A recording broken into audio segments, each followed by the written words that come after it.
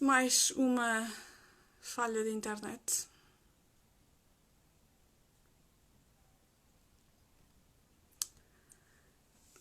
Para quem vive em zonas rurais é sempre complicado este acesso à internet e peço desde já desculpa ao Rafael, em primeiro lugar, e a todos os que estavam aqui a assistir, porque de facto é as coisas menos boas de. Rafael, disse-me que aqui recebi uma notificação a dizer que não pode aderir, não percebo bem porquê. Ok. Rafael, peço Olá. imensa desculpa, porque isto se demorar numa zona rural e a internet não é assim, não são duas coisas Eu que se juntem muito bem. Portanto, peço conheço desculpa, esse problema também. peço imensa desculpa, Não, porque de facto não há problema nenhum. passa. Só foi perdido um bocado. Não sei até que parte é que já estava a ouvir. Eu não ouvi tema nenhum, portanto, Ah, se ok. não, se não se importar de começar, Ok, eu ok. agradecia, por incómodo. Ok, ok, muito bem. Então vamos começar outra vez de novo. Muito bem, então continuando. Eu estava a dizer, assim, muito rapidamente, era que pretendia começar exatamente por apresentar o que é a mitologia, o que é o que é que são os mitos e um pouco destrinçar um pouco a ideia muito geral que temos da mitologia clássica. O que é, para que serve, o tipo de estudo que fazemos. E começando exatamente por esse ponto, destrinçar logo o facto de que a mitologia clássica é algo muito grande e que envolve temas muito distintos, nomeadamente são logo dois povos que são completamente distintos, que é os gregos e os romanos, que têm uma cultura riquíssima, mas que realmente são muito diferentes entre si e que e que é interessante perceber como é que eles acabam por se aculturar um ao outro e como é que Roma acaba por ser quase que acaba por ser uma colónia grega no sentido cultural, não tanto no sentido mitológico, no sentido político, mas no sentido cultural. Realmente os romanos acabam por ir buscar muito aos gregos. Nesse aspecto, eu começaria para apresentar primeiro a mitologia, o que é o conceito de mitologia, porque a mitologia é algo muito própria dos gregos. Sem dúvida nenhuma, os gregos são exatamente os que começaram realmente as ideias, o que nós chamamos agora o conjunto de textos mitológicos. Nesse sentido, a mitologia nasce exatamente como de uma explicação muito simples, que era a explicação de fenómenos naturais, por exemplo. Os gregos e também os gregos sempre se perguntaram, como qualquer pessoa que tenha algum conhecimento sobre a cultura e a sociedade grega, percebe que os gregos sempre se perguntaram e sempre se preocuparam muito com o que se passava ao seu redor, com o que, quem é que eram os seus vizinhos, por exemplo, de onde é Então, que vinham as coisas. deixa-me só colocar-lhe aqui uma questão. Esta criação de vários deuses, Sim, portanto, o deus das colheitas, da agricultura, da guerra, portanto, temos diversos deuses. Todos eles foram, de certa forma, uma necessidade humana sim. daquilo que os transcendia. Portanto, de aceder a alguma coisa que os transcendia naquilo que não lhes era possível ter mão. Uh, Portanto, naquilo que não lhes era sim. possível Sim, manejar exatamente. na própria vida, na gestão da vida, coisas que os ultrapassavam, certo? Daí esta criação de um Deus quase para cada categoria da vida, que Sim. sejamos o amor, por exemplo, as relações, a guerra, como já tinha falado, a agricultura, são temas que de facto fazem parte da vivência humana e das quais muitas vezes não temos controle sobre, principalmente se na agricultura não há controle sobre o tempo meteorológico, é Exatamente. difícil controlar uma colheita, claro que agora, hoje em dia é muito mais do que antigamente, mas antigamente precisamente por não haver esta facilidade, esta quase previsão que temos agora devido às tecnologias, eu acho que cabia também talvez uma percentagem dividida entre 50% de trabalho efetivo e depois deixar outros 50% para o Deus. Eventualmente abençoar uma colheita ou abençoar uma batalha. Eu até Não sei diria, se se calhar, estou na nessa. linha de Sim, raciocínio. sim. Eu até diria que se calhar até era mais que 50%, porque como nós sabemos, por exemplo, quem é de zonas rurais sabe perfeitamente que se não existisse muitas das tecnologias que temos atualmente, pura e simplesmente não havia a colheita não existia, exatamente porque não, as condições mudaram tanto que teria de se inventar outra coisa melhor, diferente. E sim, e os gregos e os romanos, mas mais os gregos, estavam sem dúvida nenhuma ligados a toda essa parte de que hoje podia estar a chover, amanhã podia não estar a chover, podia vir um ano de seca, um ano mais de chuva, e que realmente precisavam de ter, digamos, alguma esperança, que aquilo fosse dar, até porque não nos podemos esquecer que, e acho que é algo também importante agora de salientar, que me lembrei, é que temos que sempre imaginar que o mundo grego e o mundo romano, digamos que era um mundo comparado connosco, será um mundo muito selvagem ainda muito primitivo, muito ligado à agricultura, muito dependente do que a terra dá, de como a terra se comporta, e o ser humano pouco ou nada poderia fazer para mudar isso ou para quebrar o ciclo, e portanto, à falta de alguma esperança, teria que haver algum Deus que lhe pudesse dar alguma esperança, e deuses, mas também divindades. Divindades, quando eu falo em divindades, normalmente nós aqui dividimos um pouco. Os deuses, nós consideramos os deuses como os deuses olímpicos, que são os grandes deuses, por assim dizer. E quando eu vou falar de divindades, já me estou a referir um pouco mais a pequenos deuses que são mais, digamos que, metáforas ou da própria natureza. Estou a imaginar, por exemplo, uma árvore. Uma árvore para os gregos era um deus. Estava lá uma divindade, carecia de força vital e, portanto, tinha uma divindade, mas não existia mas não é reconhecido como um grande deus, porque, pronto, os grandes deuses das grandes narrativas mitológicas, que é o que nós praticamente temos, são os deuses olímpicos. E por esse ponto está. Ok, assim. Continuando a explicar exatamente, tirando este parênteses, explicando também que os mitos também servem, para além de toda a explicação, digamos, mais que nós podemos atualmente considerar científica e tecnológica, também serviam para contar histórias de povos, de origens de povos.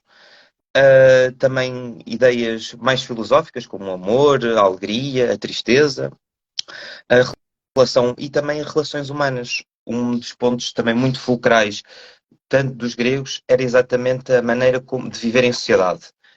E a maneira de viver em sociedade estava ditada de acordo vários parâmetros na altura, como eram na altura, e esses parâmetros também teriam de ser regidos, não seriam regidos por um Deus, mas tinham sido dados aos homens através de deuses, ou de um Deus em específico.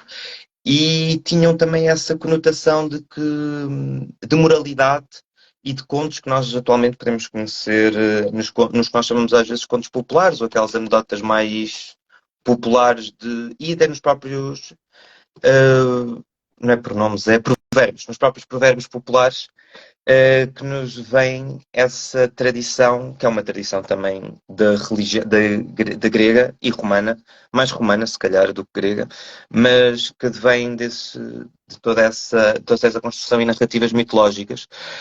A mitologia também pode ser considerada uma primeira história, uma primeira fase de uma chamada proto-história, uma tentativa de ir às origens e de refletir sobre as origens. No fundo, a mitologia é um pouco, como já devem ter percebido, é um pouco toda esta explicação de origens, de tudo o que é, tudo o que eles não conseguiriam, o que nós atualmente conseguimos explicar um pouco pela ciência. Digamos que a mitologia é criada como uma proto-ciência para explicar todas estas origens e todos estes funcionamentos, tanto da Terra como dos próprios homens. Deixa-me só colocar aqui uma questão que me parece interessante e agora surgiu-me e parece-me interessante. Estamos no século XXI e ainda hoje se estuda a mitologia.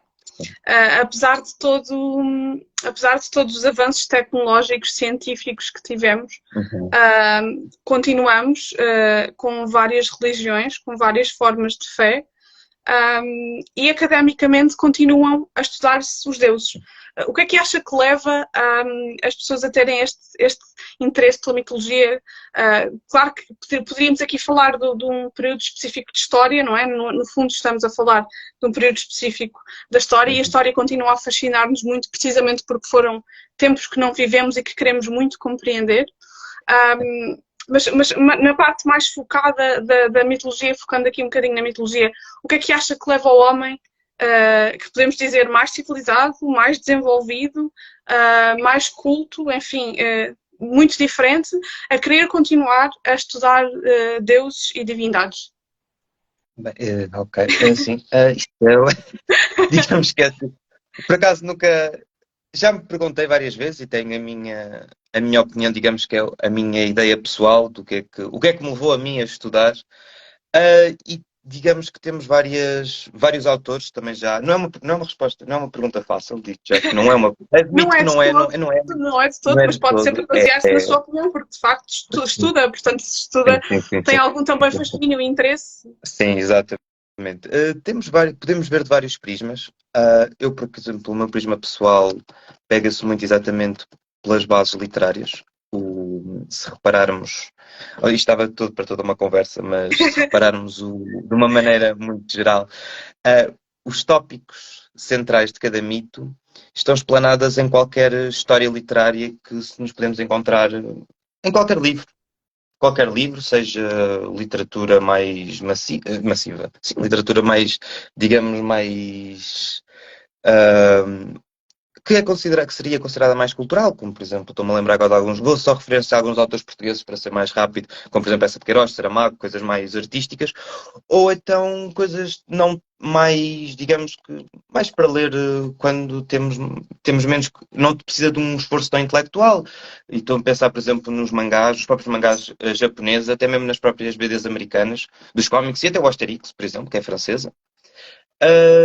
Todos esses, digamos, esses repositórios literários vão buscar tópicos aos deuses e vão buscar tópicos a esta mitologia toda.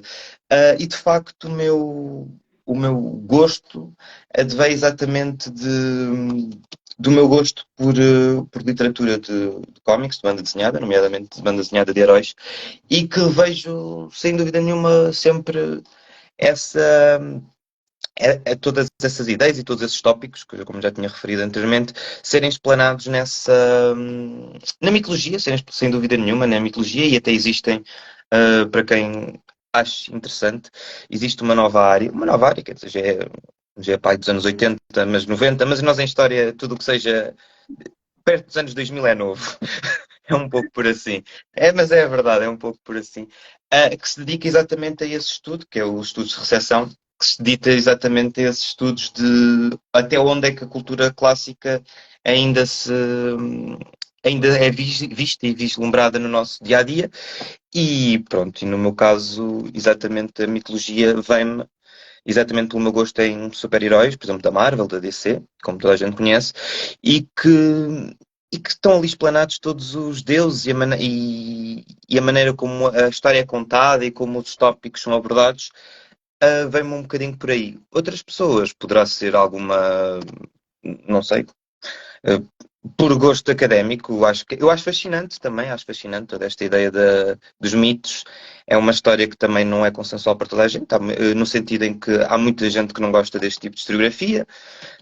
Não é uma historiografia propriamente, é tradicional e não tradicional ao mesmo tempo, mas é uma historiografia que a mim me fascina e que acho que e que fascina sempre lá dentro, e vai fascinando cada vez mais, penso eu, porque é uma historiografia um pouco descomprometida do que nós aprendemos na escola, da escola, digo, os primeiros anos da nossa escola, que é sempre uma historiografia um pouco muito massiva, um pouco chata também, de sempre factos e datas, e esquecer-se um pouco que a história é mais rica e muito mais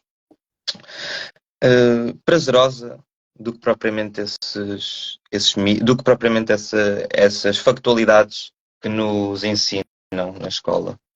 E pronto, e também porque os deuses a mim também me vêm exatamente como uma ponte entre uma história política, porque também se fazia, e adentrando um bocadinho também o assunto, porque se fazia na altura, tanto como os romanos e os gregos, estes paralelos entre a vida política e a vida e os deuses, nomeadamente, por exemplo, a ideia de um rei ser considerado um deus, é também para mim interessante como uma justificativa de poder. Acho bastante interessante e praticamente era isso que diria, que eu teria assim para lhe responder assim de repente, sem estudar, Não, sem ter, foi sem uma entrar. ótima resposta.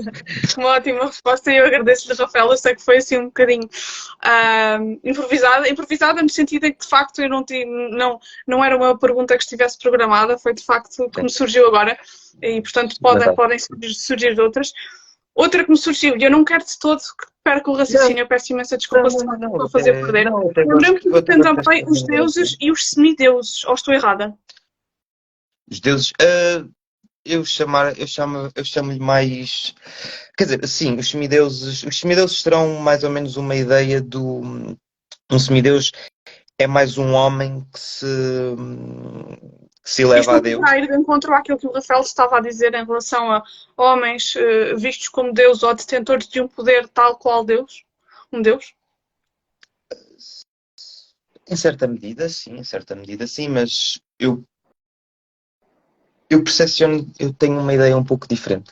Eu percepciono isso de uma maneira um pouco diferente, no sentido em que, para mim, um semideus será, por exemplo, um Hércules, um Teseu, figuras que são que, em princípio, nós não temos tanta ideia de serem históricas e que só as conhecemos exatamente pelas mitologias e pelas narrativas que nos deixaram e que não temos a testamento histórico se realmente existiram, não existiram. Sabemos que na antiguidade eram considerados como personagens históricas. Atualmente já temos muitas dúvidas. Mas, por exemplo, falando, por exemplo, de Augusto, que acho que é o paradigma mais. E também estamos no mês dele, de agosto. E, portanto, que acho que é assim, a personagem mais famosa. Eu tenho algumas reservas em chamar-lhe de semideus. Se calhar ele tentou e provavelmente se calhar conseguiu, mas atualmente considerá-lo um semideus acho um pouco excessivo. Não sabemos até que ponto é que o- as pessoas, o povo, por assim dizer, a sociedade, o consideraria um semideus. Consideraria-o sem dúvida nenhuma uma pessoa importante, mas um semideus acho Então, um bocadinho. então separamos aqui as águas entre homens detentores de poder, deuses e semideuses. O Sim. Rafael, não querendo agora voltar a resgatá-lo para esta linha de raciocínio que estava a ter antes de eu o interromper, sobre os deuses e homens detentores de poder. Uhum. Eu penso que era aqui que íamos. Se eu estiver enganada, por favor, volta à rota inicial. Ok, ok. Sim. Era sobre isto, penso eu, Rafael. Ok, certo. Ok, certo. Então. hum, ok. Então, o que eu. Outra coisa que antes de começarmos já nessa parte, eu se calhar ia um bocadinho atrás e tentava também eh, esclarecer dois pontos que eu acho importantes para conhecermos. De facto, para os romanos, e falando agora um pouco dos romanos, deixando um bocadinho os gregos já percebemos mais ou menos que são os grandes pais da mitologia e a maneira como eles fizeram a mitologia é completamente diferente de qualquer outro povo que tenha feito. Exatamente porque temos muito mais temos muito mais, digamos, provas documentais de que eles fizeram, mas também porque, digamos que os gregos, posso dizer assim de uma maneira mais descontraída, que brincavam um pouco com os deuses e com a maneira da religiosidade e realmente tiveram uma ideia de relação e de aventuras para os seus deuses que arrisco-me a dizer que acho que outra mitologia não tenha tido, ou pelo menos teve, acho que não temos propriamente, não temos tanto conhecimento assim como temos dos gregos. Os romanos, por outro lado, o que nós sabemos dos romanos e que eu acho que é importante realmente distanciarmos, tanto dos gregos, distanciarmos os gregos e os romanos, é que os romanos seriam uma, uma sociedade muito mais virada para a lenda, para a história em si, uma história já muito mais científica, do que os gregos. Os gregos tinham essa mitologia muito mais esparsa no tempo. Tínhamos personagens, mas por vezes não temos locais, ou temos locais muito esparsos, que nem percebemos, nem sabemos muito bem onde é que eles existiram, nem cronologias. não temos quase cronologia nenhuma, ou seja, não se preocuparam em estabelecer ordens cronológicas, pelo que podemos ler a mitologia grega de uma ponta à outra da maneira como quisermos, que não existe propriamente uma ordem cronológica, e porque não seria assim a ideia, não seria essa a ideia dos gregos. Os romanos, por outro lado, tentaram fazer uma cronologia mais histórica, uma cronologia como conhecemos atualmente, com um princípio, meio e fim, por assim dizer, e através das suas lendas. As suas lendas, só para distinguir rapidamente as lendas de mitologias, a lenda continua a ser uma narrativa maravilhosa, mas que tem algumas bases de verdades históricas, tem personagens que para eles eram consideradas históricas, para nós já duvidamos um pouco, mas continuam a ser lendas exatamente porque têm uma delimitação histórica, têm uma delimitação cronológica, têm um local, e são acontecimentos que são realmente marcados na história e no tempo. E também que são determinantes para a cultura romana, nomeadamente, como já tinha dito, ensinamentos, maneiras de estar na sociedade, mas também da própria origem do povo, e é aí que se prende com os homens de poder, que já falámos um pouco atrás, que esta preocupação romana, mais romana do que grega, considero que seja mais romana do que grega. Eu também, fazendo só aqui um parênteses, a minha área é mais Roma do que Grécia. E, portanto, o que me parece é que os romanos tinham mais essa preocupação de legado, de uma história com legado e de se aderirem e de aderirem aos deuses. No fundo, um homem poderoso que seja descendente dos deuses ou que seja descendente de personagens mitológicas de relevância, será sempre um homem bem-sucedido politicamente, algo que é muito importante tanto para os gregos como para os romanos, porque são sociedades, não diria democráticas, mas muito próximas de uma democracia, se calhar não, mas mais próprias de uma aristocracia. Quando diz descendente de deuses ou de nessa linha de raciocínio, pode explicar um bocadinho mais esta questão de descendentes de deuses ou de seres que. Acho que me está a entender, Rafael. Eu não parti aqui um bocadinho o raciocínio, mas acho que o Rafael percebeu. Sim. Não, percebi. Isso prende-se muito com a história de Roma, a maneira como a história de Roma é contada. E como é que a tradição viu não só Roma, mas também toda a Itália, como é que a tradição romana se vê perante essa ideia. De facto, quando eu digo que é a descendência, eu estou a pensar exatamente porque cada família patrícia, isto agora eu espero que não tenha que estar a explicar, é por estar a explicar patrícia, depois penso que seja mais, pronto, no fundo, sim, para ser mais rápido, não é assim que funcionava tão bem, mas para se fazer melhor, os patrícios teriam mais poder que os plebeus para governar Roma. Sabemos que não era bem assim, mas era assim e não era ao mesmo tempo, era muito complexo. Mas, no fundo, cada família patrícia, que seriam mais ou menos os nobres, a elite, por assim dizer, mais elite, gostava de se... tinha um certo apraz em se identificar com deuses, em identificar-se com pessoas de poder, exatamente para dar uma certa força histórica. Exatamente. Sim, uma força histórica, uma força política. E nesse aspecto, quanto mais importante fosse a família, ou pelo menos em determinado tempo tivesse uma importância relevante, teria que ter uma ideia, teria que ter uma história de família muito mais próxima de um deus, que seja um deus mais importante e muito mais antiga. E dando aqui um exemplo rápido, que é a família, e dando um exemplo de uma família rápido, que é a família que mais estudada, exatamente porque é a única das famílias romanas que tem uma epopeia no seu nome, que é a família Júlia, exatamente a família de Júlio César, por exemplo, ou do próprio Augusto, que devido aos seus poderes, principalmente no final do século I, no século I antes de Cristo, conseguiu chamar para si toda a origem de Itália, ou seja, a origem de Itália e de Roma prende-se com a origem da família Júlia, exatamente porque são descendentes diretos, ou consideram-se descendentes diretos, primeiro de Marte, primeiro de Vênus, depois de Marte, depois de Enéas, que é considerado aí um herói, não acho que não seja um semideus, mas sim um herói, e depois do próprio Iulo, que é Iulo seria um dos filhos de Enéas, como é contado na Eneida, na Eneida, como é contado na Eneida e noutras origens. E dessa forma, por exemplo, toda a propaganda e toda a maneira como eles se falavam para as pessoas era sempre a pensarem.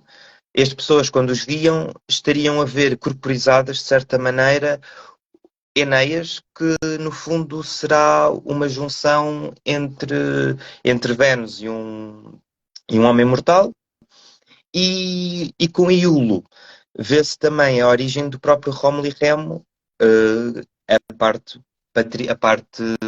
de Marte. E no fundo é esta a ideia dos Júlios, que são descendentes de Vênus e de Marte, que são os dois, são principais, são um dos principais deuses para os romanos. É interessante que Vênus e Marte são exatamente os dois deuses principais, digamos, de Roma, e que são também importantes no Olimpo. Tem a sua importância, não tem.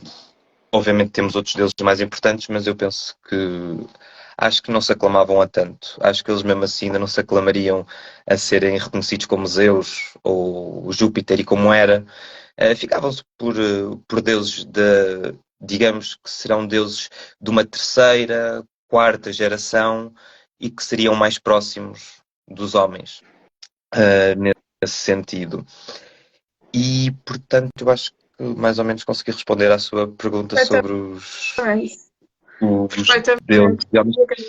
Sabes agora também, já agora, lembrei-me agora, de acrescentar também que, por exemplo, temos outras famílias, como por exemplo a família António, um dos mais conhecidos será o Marco António, que tem descendência exatamente em Hércules, porque Hércules tem um filho que se chamaria Anton, ou um primo, não está muito bem definida a genealogia, e que também tinham essa ideia de se identificarem neste caso com o semideus, Hércules, e é algo interessante que depois vemos também, continua a ser aproveitado quase 200 anos depois, no famoso Imperador Cómodo, que também era um imperador da dinastia Antonina, portanto um descendente de Marco António, e que continua a chamar para si a ideia de ser o próprio Hércules e de ter toda esta origem mitológica, algo que foi sempre, digamos, que foi sempre abordado na política romana, até os próprios senadores, temos alguns senadores que também teriam as suas origens vistas de deuses, mas que só irá acabar, quer dizer, irá acabar, não diria que iria acabar, mas que irá se remodelar com Constantino, quando o Império Romano acaba por ser um império cristão. Mas até Constantino, digamos que era uma ideia de poder e de propaganda muito forte. Qualquer eu agora estou a falar de imperadores, mas os cônsules também funcionavam da mesma maneira. Qualquer personagem histórica da política romana tinha que ser, ou teve, pelo menos, que teve sempre essa preocupação de ser relacionado com Deus ou com um semideus, que lhe desse autoridade, exatamente essa autoridade política que poderia faltar noutras pessoas. No fundo, é um pouco a ideia lá está, é um pouco a ideia de que nós temos muito na Idade Média do que nós chamamos atualmente o sangue azul, a nobreza, a linhagem familiar, e era a maneira de justificar o seu próprio poder e o porquê de ocuparem aqueles cargos e serem exatamente essa ideia, porque de facto existe uma teoria que nos fala que quando há uma mudança de paradigma no sentido em que os homens começaram a ser mais, digamos, deixaram de guerrear tanto, deixou de haver uma virtude deixou de haver uma virtude bélica para passar a haver uma virtude mais de oratória, houve uma remodelação também na própria maneira como eles se dirigiam ao povo, porque já não tinham essa autoridade bélica que lhes dava poder sobre, e então tinham outros artifícios, e os deuses eram um bom artifício para que o povo, no fundo, gostasse deles e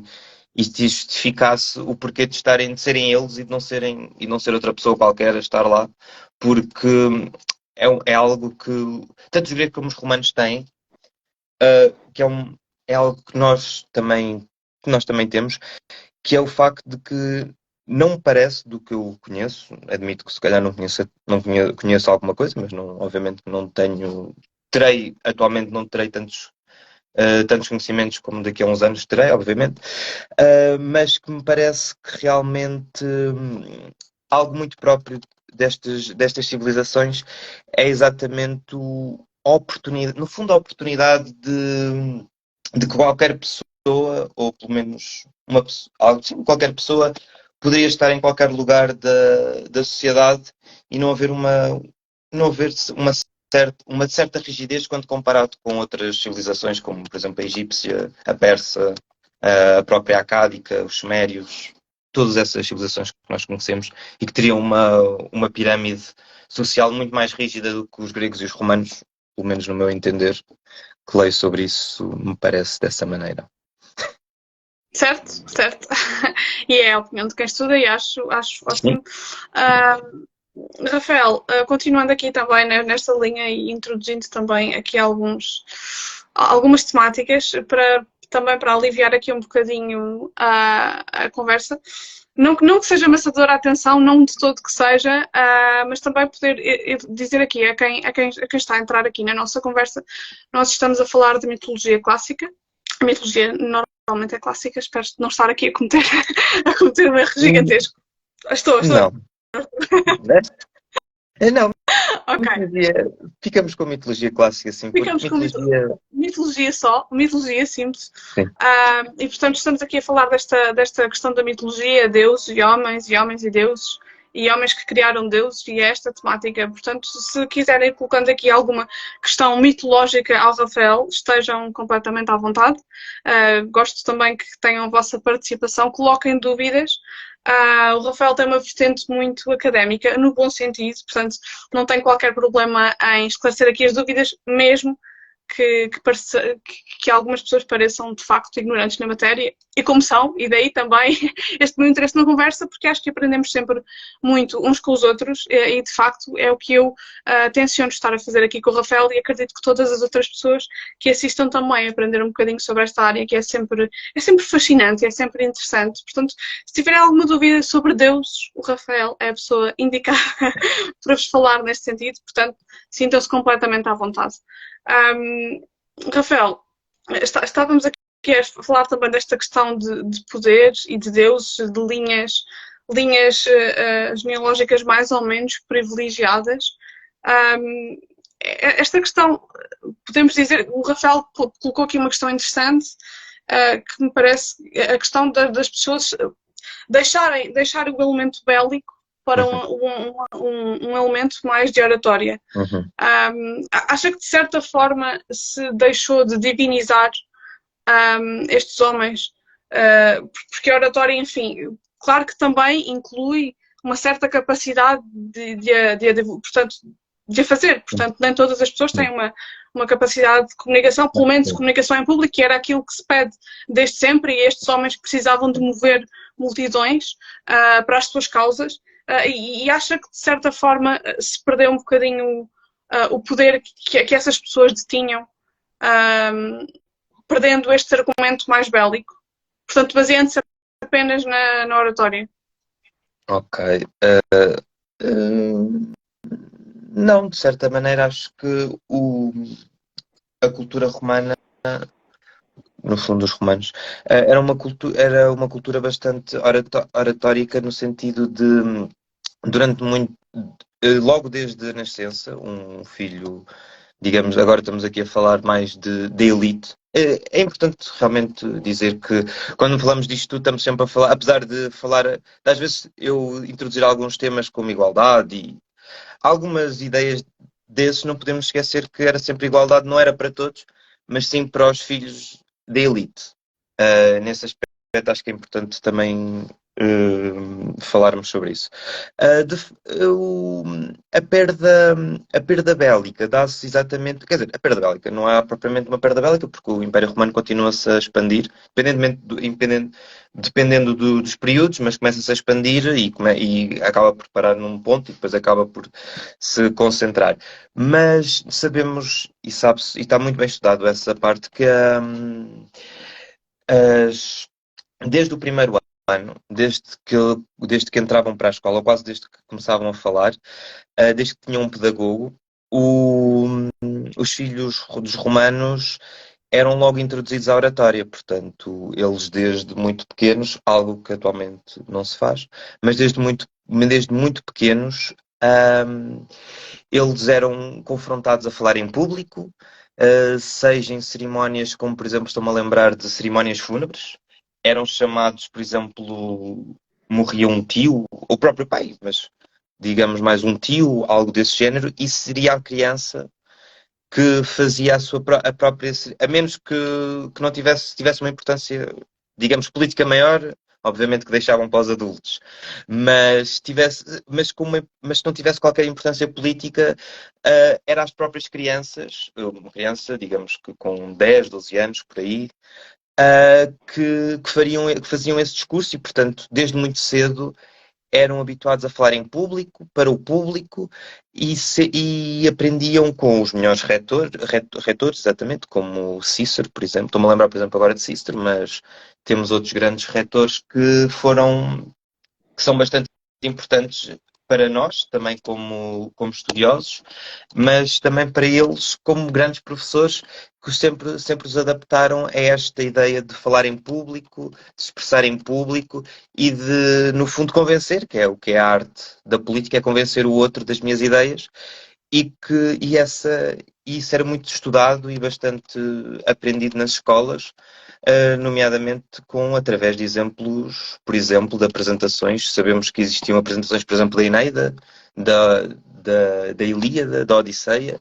Digamos, pessoas com 10, 12 anos faziam apresentações sobre a Ilíada, sobre a Odisseia,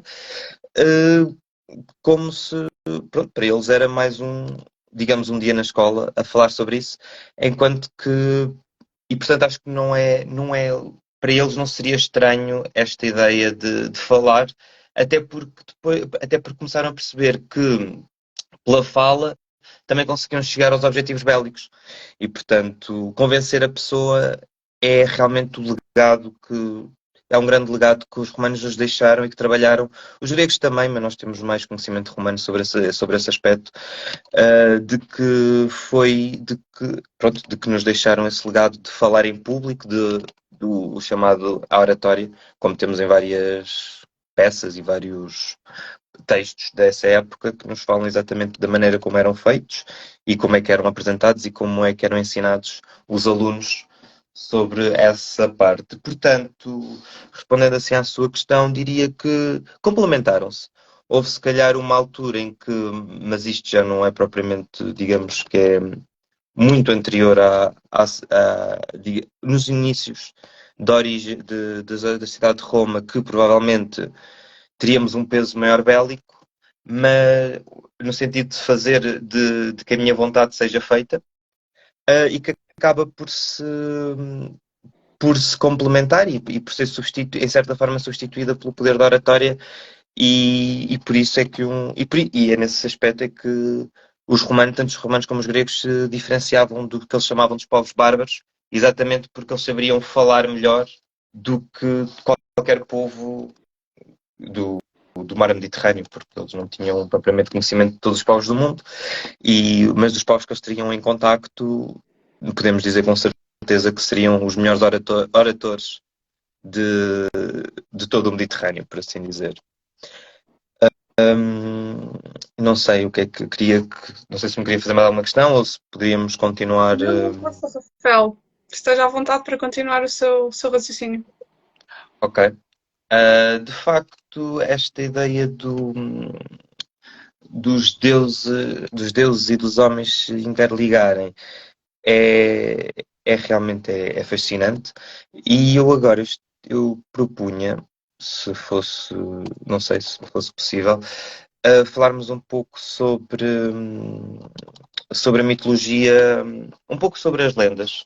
Teria pensando falar um pouco sobre a própria mitologia em si, também para falarmos de temas que eu considero mais palpáveis, por assim dizer, em que as pessoas possam ver e ler, e não tanto de temas que são mais interpretativos e que precisaremos de outro nível de conhecimento não sei, não é só entendê-los, mas também para discuti-los, até porque quando estamos em diferentes, Lenda digamos se que, dá. exatamente. Ah, sobre isso, que eu começaria exatamente por falar um pouco mais sobre a mitologia grega neste aspecto, porque acho que os gregos têm mitos mais interessantes. O dos romanos acho que são diferentes, mas acho que os gregos têm realmente um mitos mais interessantes. E nesse aspecto acho que começaríamos pelo mito da fundação da Terra, da Terra como planeta, obviamente, como o planeta Terra e da vida, que acho interessantíssimo, acho muito interessante exatamente para nos guiarmos depois para falarmos sobre os deuses olímpicos. Portanto, no fundo, assim, muito rapidamente, para não também escaparmos um pouco à nossa hora, a Terra é formada exatamente entre a relação do céu com a Terra, o céu que é Urano e a Terra que é Gaia. Dessa relação temos a descendência dos titãs, como é-nos contado por Hesíodo, na sua Teogonia, que é um livro bastante interessante. Portanto, se quiserem ler, existe em português, existem versões em português e inglês, em todas as línguas, portanto, e é de fácil acesso, não é até propriamente numa busca na internet rapidamente encontramos. E que essa primeira geração de deuses são o que nós chamamos de titãs. Os titãs serão uma metáfora para, para um período que se pensa em que a Terra esteve à mercê digamos, de fenómenos climatéricos e fenómenos naturais extremos, como pensa-se que... Isso também existe uma teoria científica sobre isso. Por acaso não tenho conhecimento se é testado ou se não é, ou se não, mas o que se pensa é que seria um tempo em que os ventos andariam a mais de 100, 200 km por hora, haveria sempre constantes cheias, ou seja, a Terra estava-se a formar e esses titãs explicam esse caos em que a Terra vivia e que é parada, no fundo, pela segunda geração, que é a geração dos primeiros deuses. Os primeiros deuses são os filhos que nós conhecemos, que vão dar origem aos Olímpicos. São os filhos de Urano não, de Cronos. São os filhos de Cronos com Gaia. Cronos é o deus do tempo, portanto é uma metáfora para o tempo, e é filho principalmente, e é pai de Zeus, de Hera, de Poseidon e de todos os grandes deuses olímpicos. Com a primeira, digamos que com a mudança, a primeira mudança de estado da Terra dá-se exatamente quando Cronos é derrotado, quando Zeus derrota Cronos e se torna o deus olímpico. Esta assunção de Zeus com Cronos, esta relação entre pai e filho, bastante presente que pode ser uma metáfora, é uma metáfora no fundo, a ideia, para o ciclo, para a ideia cíclica do novo que substitui o velho, e é com Zeus que os gregos consideram ser a primeira fase da ordem, ou seja, seria Zeus e os deuses olímpicos que trazem ordem à Terra e é a partir daí que é possível existirem humanos, existirem a vida como nós conhecemos atualmente. Dando assim uma explicação rápida, já são 46, ok. É uma explicação rápida por entre os deuses. Uma apresentação muito rápida por entre os deuses. Podemos falar, por exemplo, de Zeus. O Zeus é considerado o primeiro, o grande, o mais importante deus olímpico. É o deus, como nós sabemos, da meteorologia, dos fenómenos climatéricos e do raio. O raio é um atributo muito importante para Zeus e, no fundo, é o deus do céu. Um deus o Deus que governa, não só governa o céu, mas também é a própria metáfora do próprio céu. O Zeus também é muitas vezes comparado com os próprios gregos e por isso é que em várias aventuras e várias histórias que temos sobre Zeus, existe sempre um grande paralelo entre alguma inovação, seja inovação tecnológica, seja inovação cultural, com Zeus, exatamente porque reflete as diferentes passagens que os gregos tiveram na sua evolução histórica e na sua evolução de conhecimento enquanto exploradores, enquanto povo que vive na Terra e que pensa e que fala sobre a Terra. Não sei se acho que fui bastante claro. Não sei se teria alguma pergunta a fazer ou se poderíamos passar. Eu prefiro que passe todos. Continuar, Rafael, pode continuar. Eu, quando tenho questões a colocar, eu coloco, não há problema. Okay. Muito bem. Então, passando ao segundo Deus que queria apresentar, seria a Hera. Hera é a esposa de Deus, portanto é a esposa de Deus e também é a principal esposa, é a principal deusa do panteão grego. Obviamente que a seguir ao marido, porque digamos que, apesar de serem os dois os reis, podemos considerar que serão os dois os reis do Olimpo, Zeus tem uma importância muito maior que Hera. Hera é por assim dizer, a senhora da casa. Era a mulher era a mulher de excelência, era um modelo de todas as mulheres gregas, ou pelo menos das elites, e que, portanto, também era a deusa dos casamentos. E também tem todas as suas interpretações, a maior parte delas é exatamente a interpretação, como já disse atualmente, da mulher modelo, como seria o que nos leva a crer que tinha uma função mitológica no fundo de ensinar, entre aspas, como é que uma mulher de elite se deveria comportar tanto socialmente, como com o marido, pode como dar-nos com os filhos. algumas características, como seria a mulher modelo da elite? Sim, a mulher modelo da elite era muito simples, era uma mulher que se preocupava com a casa, portanto a principal, e no fundo é o que todos sabemos, a principal função da mulher era a casa, o cuido da casa, e a mulher grega não era exceção para isso. Também era cuidadora dos filhos, portanto era uma mulher que tinha que cuidar da casa e dos filhos. E uma característica interessante que penso que seja uma das poucas, apesar de que esta característica é um pouco discutida, mas penso que seja uma das poucas que não tem tanto essa liberdade, que seria, idealmente, a mulher estaria sempre em casa e não teria qualquer contacto social com. Ou melhor, o único contacto social que tinha era com as criadas, porque neste caso, como era da elite, tinha criadas, com as criadas e com os filhos e pouco com o marido. Existe até uma anedota, um conto, não me lembro qual é que é o autor que a refere, em que compara que fala mais vezes com o cão do que com a mulher e que isso era uma ideia e que isso era considerado uma virtude, porque ele consideraria que o cão teria mais a ensinar-lhe do que a própria mulher. E, portanto, mais ou menos assim seriam estas as grandes características da mulher e que também, pronto, sabemos que não podia ter propriedade, que a propriedade era do marido, mas aqui outro aspecto interessante que agora lembrei-me. É interessante porque conhecendo a cultura E a civilização grega, sabemos que a unidade principal na criação desta sociedade era a casa. Para eles, a casa era algo muito importante. E é interessante perceber que quem cuida da casa é a mulher.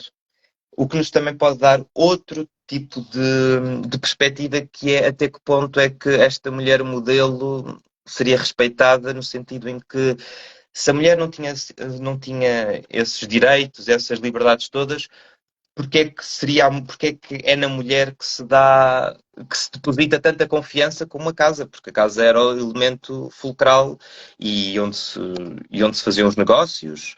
E se a parte pública era do homem, a parte privada era da mulher, mas a mulher também teria assim, a casa também era, no fundo, um espaço público, e é interessante perceber esta dualidade em que, se de certo ponto temos as nossas fontes que nos dizem que a mulher quase não tinha nenhum estatuto, ou um estatuto muito pouco, mas como é que depois se os homens permitem, no fundo, dar esta grande responsabilidade que é a casa à mulher? Uh, É algo interessante, acho que é algo interessante de se pensar e de se refletir. E Bastante interessante. É um tópico, eu arriscaria a dizer, atual, ainda atual. sim, sim, bastante. Acho que sim, acho que seria bastante atual, mas que no fundo seriam estas as características da mulher, assim mais rápidas. Certo, então temos era como a ideia, a ideia do que seria a mulher ideal, Uhum, portanto, o padrão de base. exatamente. Portanto, estávamos a falar de era. Uhum, exatamente.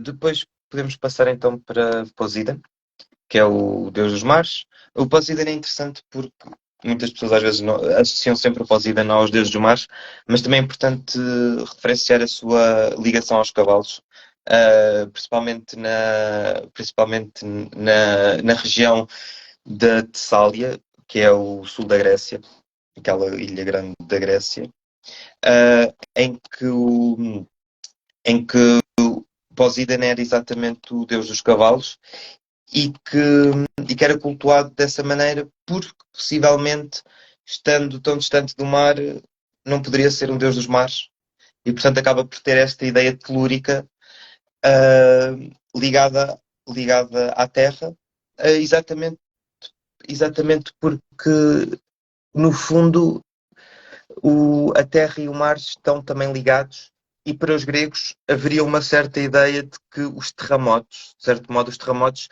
seriam influenciados pelo próprio mar.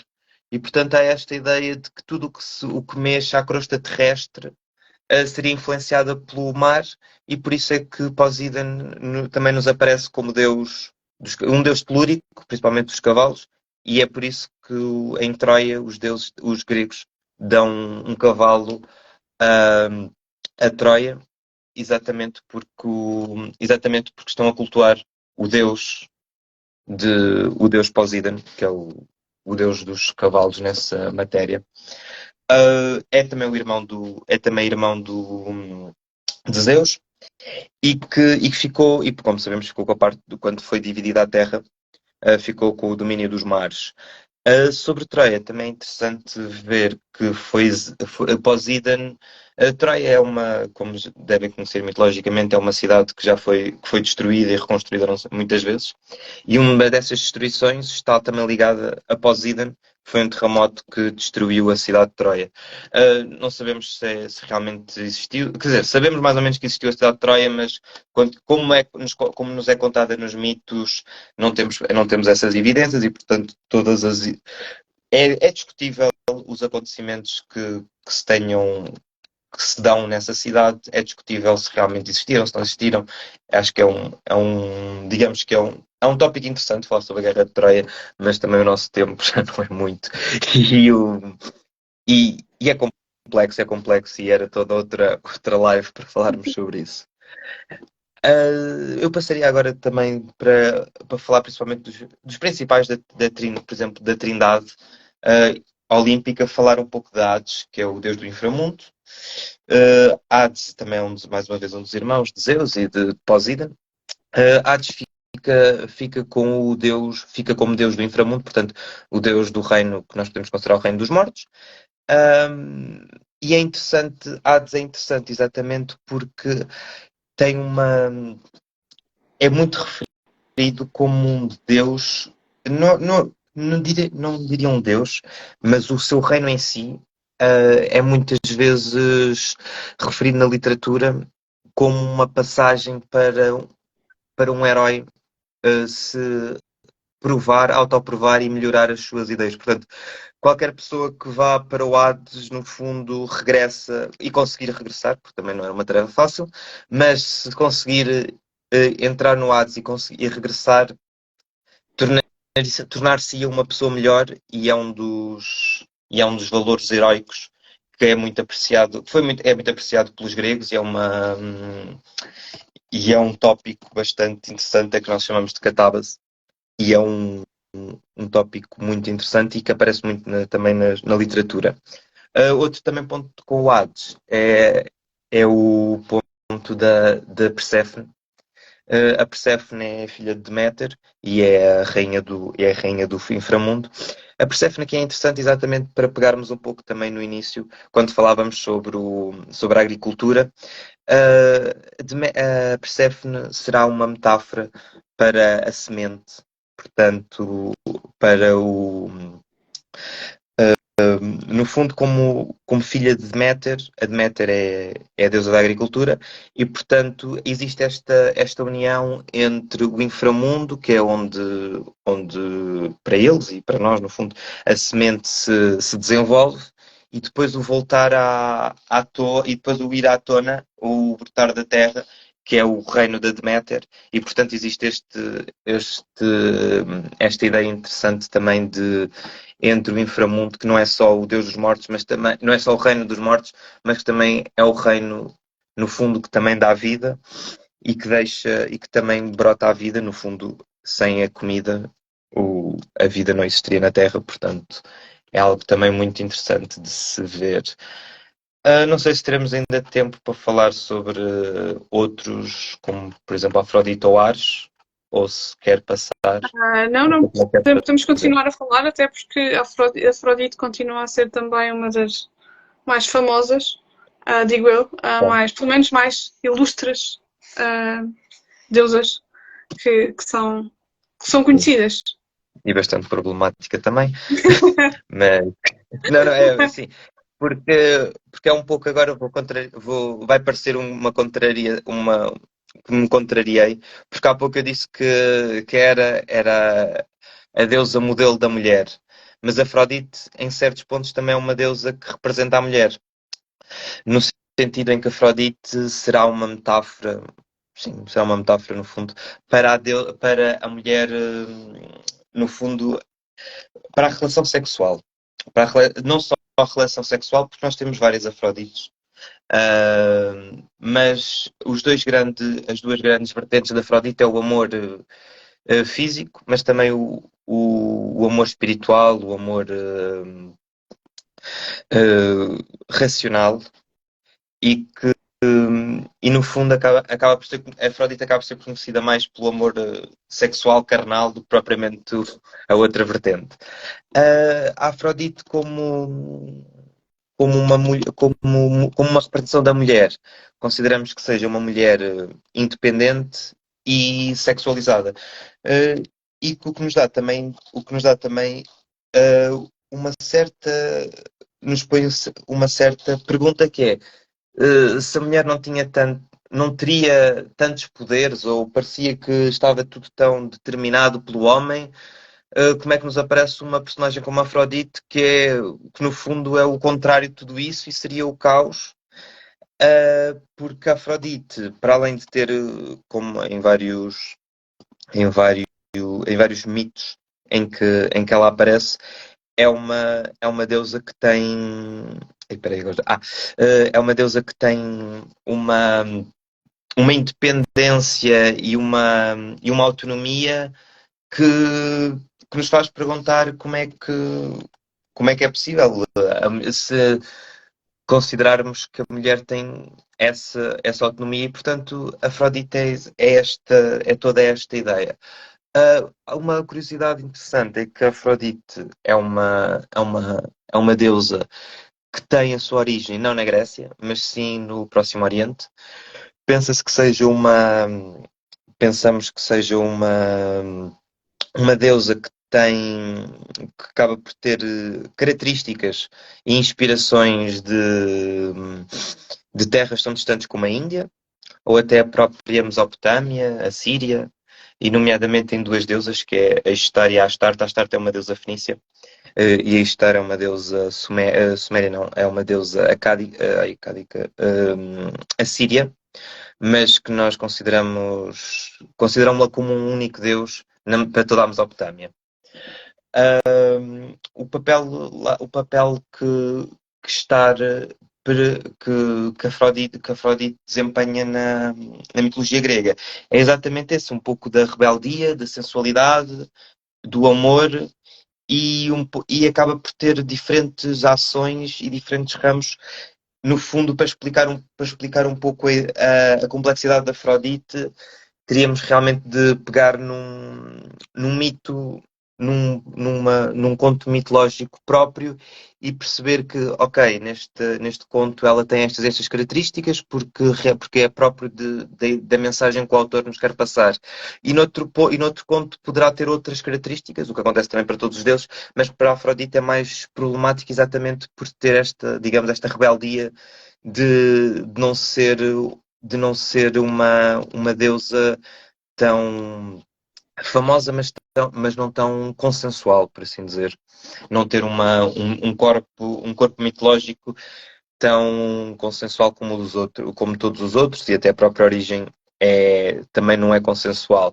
O outro paralelo para uma deusa se calhar mais conhecida é com a deusa Ísis, Afrodite, não Afrodite, mas mais Vênus.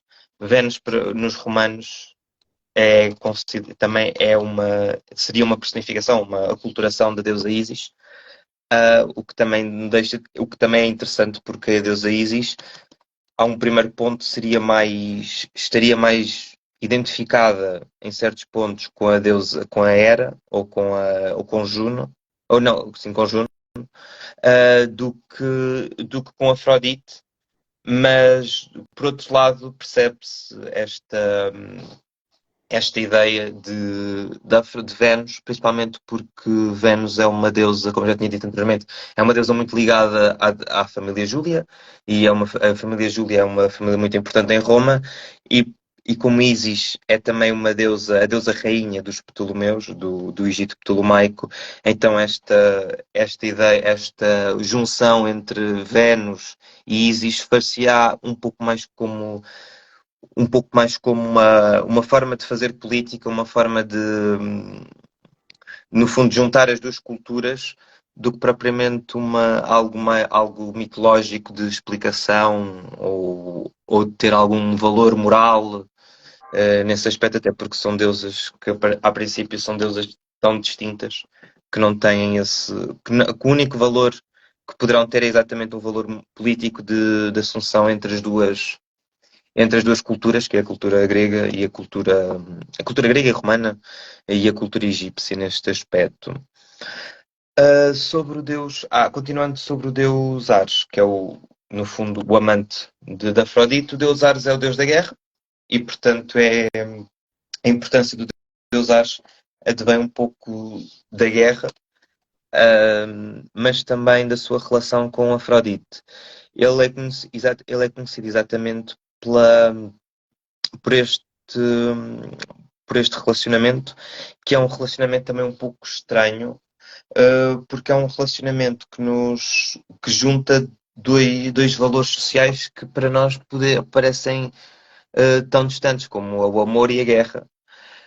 Mas neste caso, o que nos parece que uma das explicações mais plausíveis será exatamente porque não a parte guerreira de Ares, mas uma parte mais pastorícia, porque na antiguidade a pastorícia estava ligada, os pastores ou seja, os pastores seriam melhores guerreiros, estavam ligados com a arte da guerra.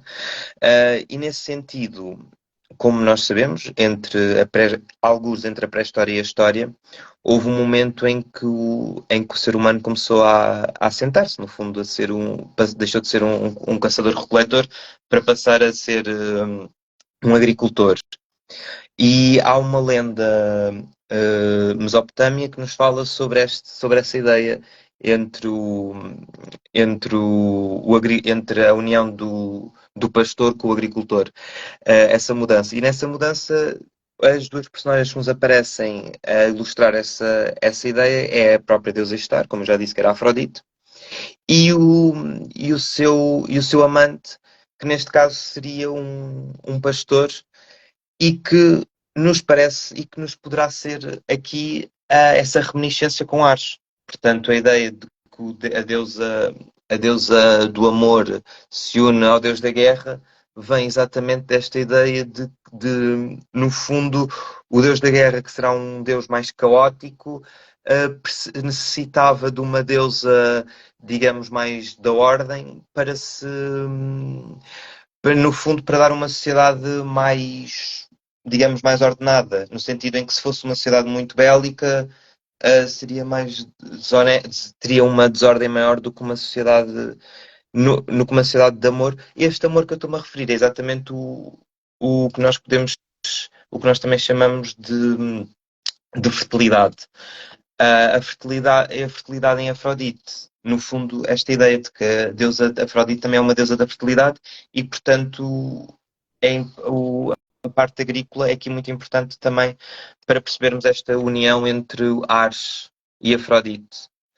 Não sei se fui claro ou se levantei muitas dúvidas. Foi claro, Rafael, e de facto, deixe-me só fazer aqui uma ressalva. Era um tema e é impressionante a forma como facilmente ramificamos de um tema para outros temas dentro da área da mitologia. E eu sei que este tema, com estes subtemas, estes tópicos, dariam imensas conversas. Eu não quero de todo estar aqui a cortar-lhe o raciocínio e o entusiasmo com que fala, porque é visível o entusiasmo com que fala do assunto e, de facto, nota-se claramente que é um assunto do seu interesse e da sua estima. Portanto, muito mais teríamos a falar sobre isto. Seriam praticamente aulas sobre mitologia, deixa-me dizer. Porque, de facto, é muito interessante a forma como o Rafael explica de uma forma também simples e acessível. Nós estamos agora a terminar esta hora, que foi muito produtiva. Conseguimos falar de vários temas, mesmo em tão pouco tempo. Quero agradecer muito a presença do Rafael aqui. Foi difícil combinarmos hoje, mas conseguimos, felizmente conseguimos, e eu agradeço-lhe mais uma vez a sua disponibilidade em estar aqui comigo, ainda para mais no mês de agosto, que é um mês tão bom para descanso, que é o que todos merecemos de vez em quando. E agradecer também às pessoas que estiveram aqui connosco a assistir. Esta conversa vai ficar gravada no meu perfil, portanto na minha conta. Quem quiser voltar a aceder, ela vai estar disponível.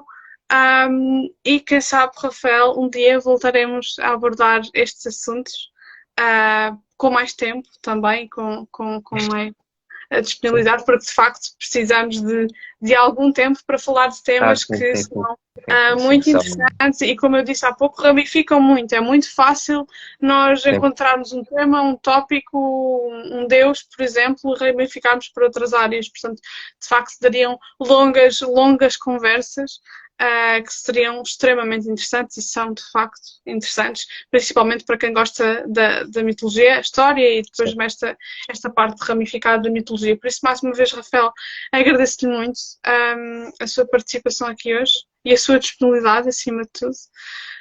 E também, mais uma vez, a todos os que estão aqui, desejo ao Rafael uma excelente semana, continuação de excelente semana, e também a quem nos viu. Por isso, agradeço a todos.